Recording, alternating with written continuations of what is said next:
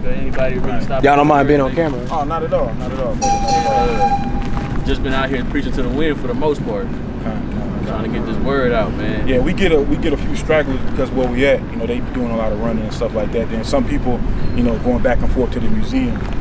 It's been, the museum has been getting some action just looking at it from here. Like I've been seeing a lot of people going to the museum. It's been a lot of Edomites more than anything though. We just seen a Jake go in there. We tried to get him to come over here. He was. Yeah, I called out to him, but he didn't want to deal with it. Who, Jake? Yeah, he didn't want to come. He talking about, y'all Islam? Like, no, man. No, brother. We not just watched. It's funny, man. Whenever they see brothers in order, with structure and order, man, they always think it got to be Islam. You know what I'm saying? Our people got to come off that, man. And that's kind of what we were going into, man. We were actually going into the fact that, Jay,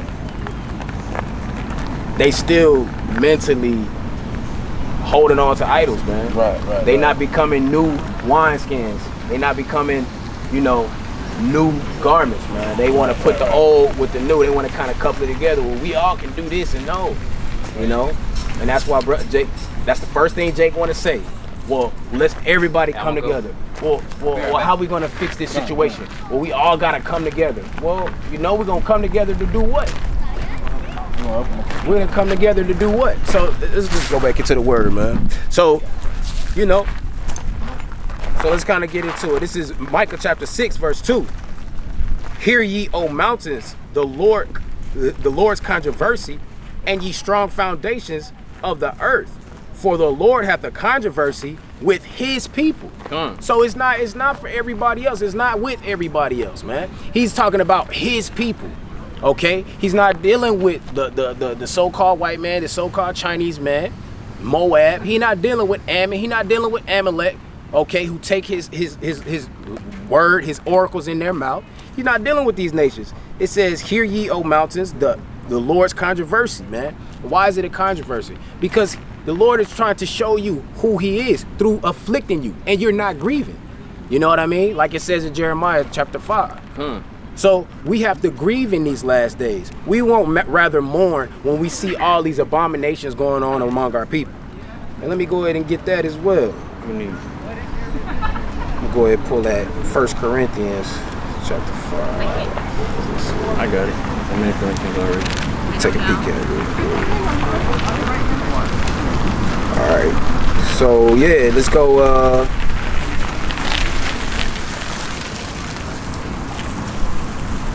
Verse 2, it says, oh, you got it? Yeah.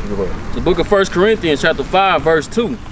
And ye are puffed up, and had not rather mourned that ye had done this deed might be taken away from among you. And what was that? And that was verse 1. It says, go ahead, read verse 1. Verse 1. It is reported commonly that there is fornication among you, and such fornication as is not so much as named among the Gentiles, that one should have his father's wife. That's right, and that's abomination, man. That's going into abomination. You know what I mean? These types of things are not supposed to be known among our people, man. So that's a part of the controversy right there, man. And then the so-called white man calling himself the Jew, okay?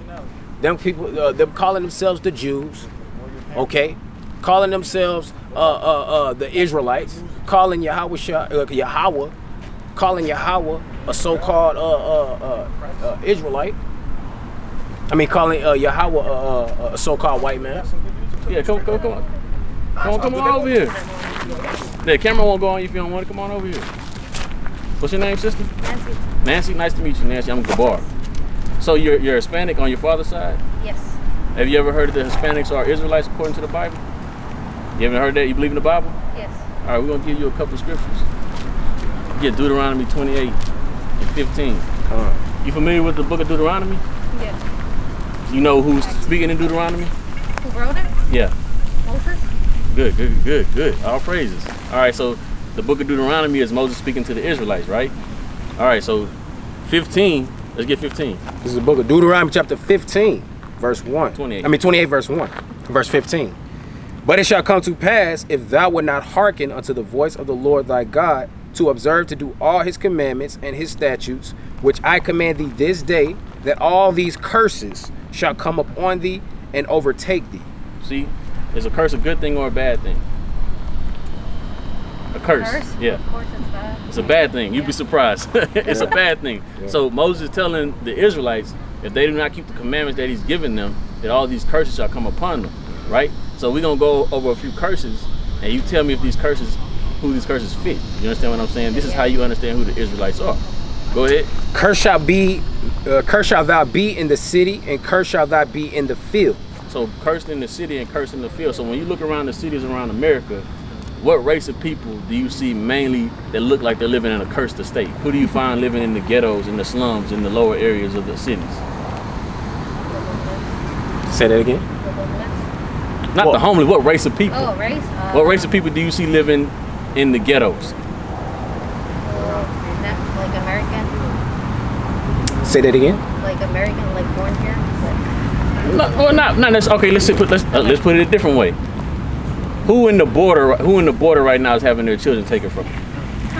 Bring it out. Mexicans, right? Would you consider that being cursed?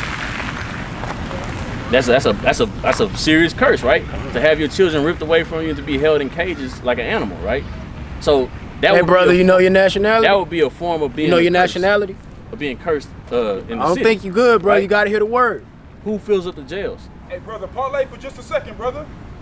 Mostly whites and. In the jails, you think mostly whites filling up the jails? Well, there's some. I mean, there's the serial killers. No. You said in what? In jails. In the jails. No. There you go. Most Hispanics and blacks are who you see in the jails, right? The whites would be the warden of the jail, right? You got a few white people in jails, but when you look at the actual population of the jails, you actually find that it's Hispanics and African Americans, right? In the fields, who was slaves in the fields picking cotton, right? Picking sugar cane, picking all these different things for the so-called white man. Hispanics, right? And blacks, right? Blacks, yeah. Exactly. All right, let's get It's not. These things are not to shame you. This is we want to get to the point.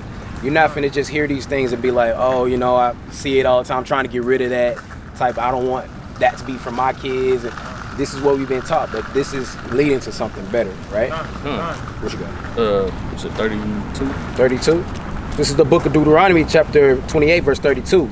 Thy sons and thy daughters shall be given unto another people, and thine eyes shall look and fail with longing for them all the day long, and there shall be no might in thine hand. Ain't that what we just talked about at the borders?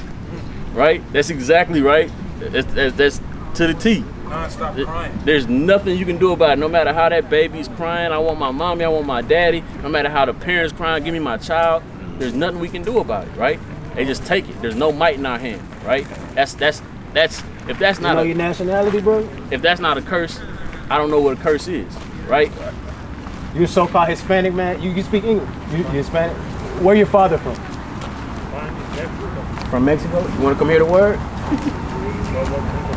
Bible. I'm telling you, right here, King James Version Bible. Come hear the word. All right, they can hear. They can hear the word too. All right. Let's get 37. All right.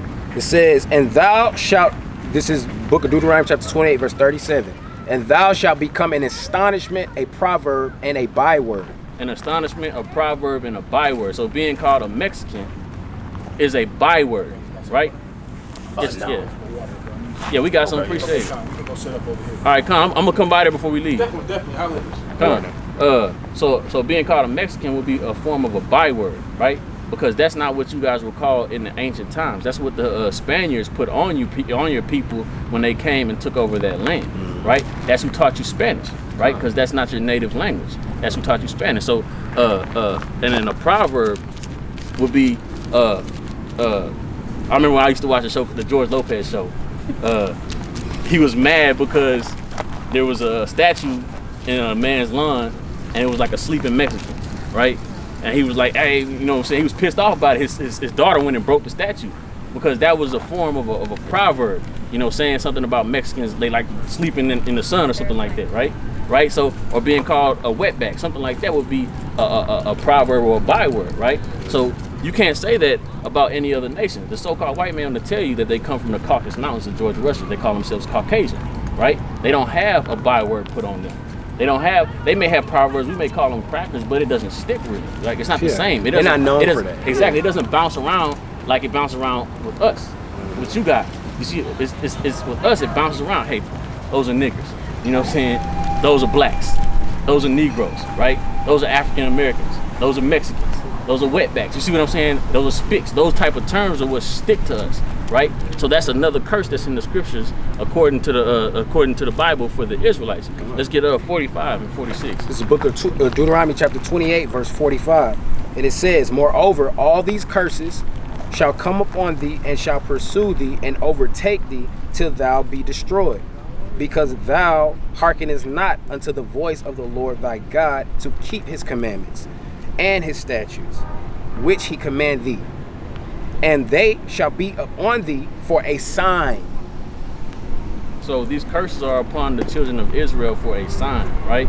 So you would know that this is Herman Park because there's a sign that says Herman Park. There's a sign on the road that says Herman Park Drive, right? So you will notice how to get to a place by noticing the sign, right? So it's the same thing. You'll know who the real Israelites are on this very day by these signs. These signs are these curses that are upon them for breaking the commandments of the Most High God. So when we go through these commandments, there's about 44 commandments. When we go through these curses, about 44 curses.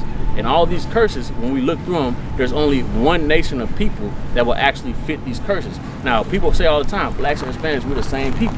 Some believe it, some don't. But the Bible tells us that we are actually the same people that come from different tribes, right?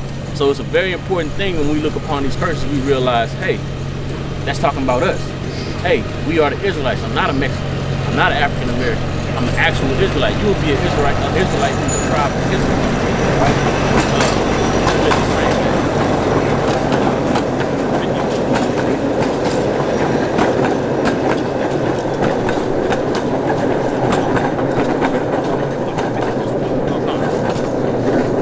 So it says in verse 46, Deuteronomy chapter 28, verse 46. And they shall be upon thee for a sign and for a wonder, and upon thy seed forever. So I just wanted to point out that it's going to be a wonder, because the brother said in 37, you said it should be a proverb and a byword. It says you should be an astonishment. So they're going to be astonished, you know what I mean? Because they knew what we were. We the only ones that don't know. We don't know who we are. We only know what they tell us. That we come from slavery, we come from oppression, we come from being murdered. Mayans, the Inca, the Aztec, the Native Americans, a lot of these nations had gold. The Mayan, you all right? I'm looking for your pocket. I ain't mean to cut you off. Oh, I don't know. Are you actually recording? Yeah. Is it through like YouTube or something? Yeah. Oh, okay. Yeah, you have to go? No. Oh, okay. I'm like, I hope I didn't stop you. No. No, We're out here for you. We want to let you know these things, because also it speaks about Christ and who he died for. And if we're getting to the point that your people are in this book, and your people was a part of was the Israelites, he said from the tribe of Issachar, right? So what did that, at the end of that, you're going to be asking, well, what does that mean for me? What is that? It doesn't mean all of this. None of this belongs to us, as this is not our inheritance, man. Our inheritance is going to come from the Most High through his son, Yahweh Shai. So just endure just for a little while longer, okay? So it says astonishment, right? So yeah, the brother wanted me to read a sign and a wonder upon thy seed forever. So it's going to even come through generation to generation. So that means that this curse is from right then when Moses was telling them, hey, if y'all don't listen to these law, statutes, and commandments, all these curses. So even on their seed, and it's going to be a sign. This is the only way you're going to know. You can go to get the blood all day, but it's only those results are going to lead back to oppression. That's it. Yeah, you are, Mexican or whatever, and it's just oppression. It leads to another byword. And what the brother said, he said that byword was a what? Something that was not your God-given nationality. So this is why we need you to endure and hear. Well, it would behoove you to endure and hear the word really just a little bit longer. All right? 54, right? Yeah. So it says in Deuteronomy chapter 28, verse 54, so that the man that is tender among you and very delicate, his eyes shall be evil toward his brother, and toward the wife of his bosom, and toward the remnant of his children, which he shall leave. So when we examine that, we hear 3 different things in there, right? We hear the man that was tender among you and very delicate. So in ancient times, when a so-called Hispanic man seen a so-called black man or another so-called Hispanic man, he was very tender and delicate towards him. Hey, are you okay? Your family doing all right? Can I help you with something? Do you those type of things. Now we're saying with this curse upon you, when another Hispanic man sees when a Hispanic man sees another Hispanic man, he's gonna be evil towards him. He might even in his eyes. He might mean mug him. He may or if another Hispanic sister, it says man, but it's referring to the sisters as well. Yeah. You see another Hispanic woman, I don't like her. You see what I'm saying? Or black on brown violence. We see that all the time, right? Hispanics and blacks. In my school, that's all the fights ever were, was Hispanics and blacks fighting all day long. And there's a natural hatred that's between, the two. You know what I mean? Some say it's more so from the other side to the other. And and some even say, well, blacks hate Mexicans, So nevertheless, that word right there, that curse, is still prevalent to this day. Exactly. That's because I'm pretty sure I know what high school you went to. Reagan. Reagan. No, that's where on Tidwell. No, it's on the Heights. Oh, the Heights. Yeah, that's right. So I'm pretty sure you was in a better area. But I'm pretty sure it was still going on there too, right? Well, yeah. I didn't see it a lot. I guess because I didn't really talk a lot. Okay, yeah, I understand. But I'm pretty sure you know that it's a real thing, black on brown violence. Definitely. I mean, the coyotes, right? I mean, was what do you know anything about? Well, I'm sure you know what happens. Their own people are capturing them. Hey, man, you send us this money. If you don't, your cousin gone. Yeah. All right, because look at we're in Houston. We're in Texas. Texas used to be predominantly Hispanic, right? So guess what? I went to school with a lot. I used to box with a lot of them. You know what I mean? So they tell me what's going on. They tell me how they call them coconuts. Ever heard of that? So white on the inside, brown on the outside. I've even heard older Hispanics tell me that their own people call them that. They say, oh, because they don't speak Spanish.